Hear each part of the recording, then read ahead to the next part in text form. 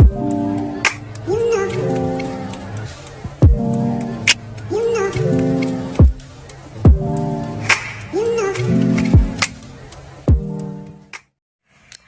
guys, welcome back to my channel.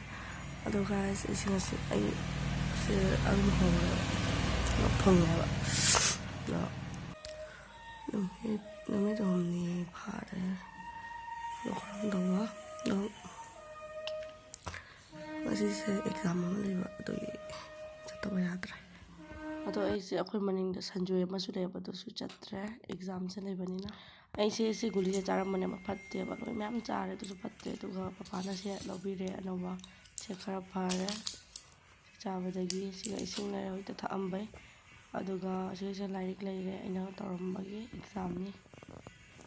phayuk se ani lolaga supamine ba chalam dai sida kana room hogale ba ise blanket ani lolaga supam mane ji khatam phabu du man taw pung thenge aduna ising sabana irom ta chai tharogi ya do guys ay losan phaloira sisala onja ko pe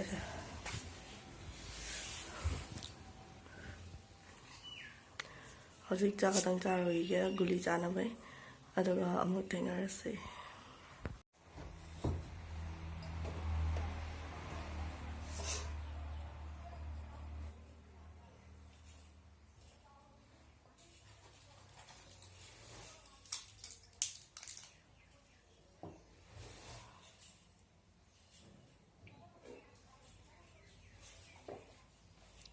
aise guli amamuk cha ge haina ngahak ngai di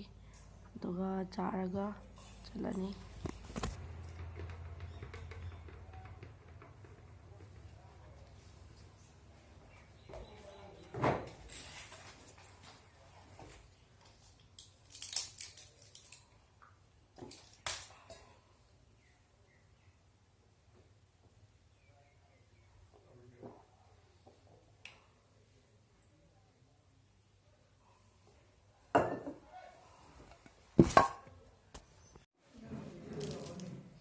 Money.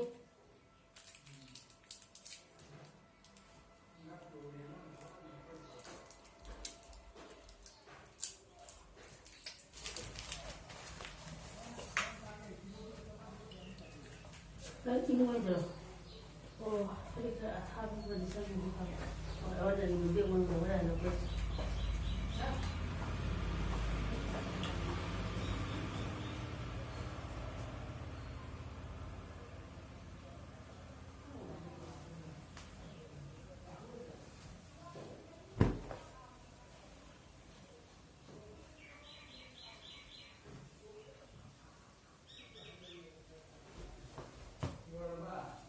Rồi rồi.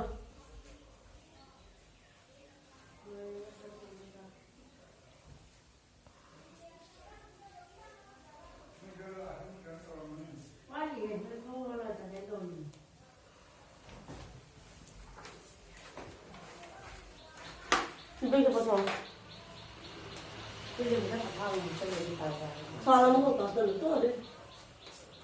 Cái thằng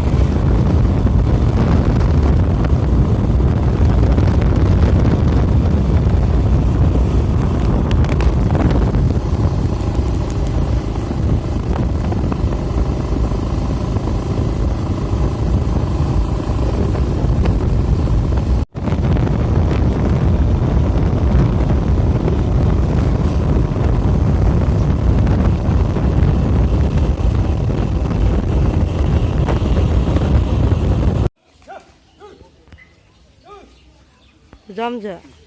phumi yo kan ache ke na na ki ye ta Hi guys, I see halakpa kuire ba kasai